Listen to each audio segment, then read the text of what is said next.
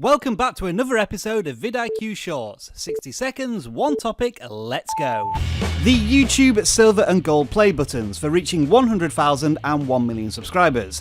Every video creator shoots for these epic milestones, and they've just undergone a long overdue facelift. Gone is the old framed button design in favour of this new solid plaque, now called the YouTube Creator Award. That's what they look like, but how do you claim one? YouTube do have a dedicated website for this topic, a link of which we have left in the video description. In summary, reaching 100,000 or 1 million subscribers doesn't guarantee you one of these rewards.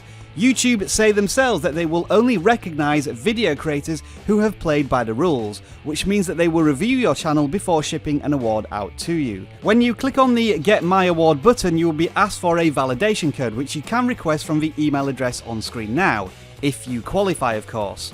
Processing and shipping does take several weeks, so stay tuned to see what the vidIQ Silver Creator Award looks like when we get it.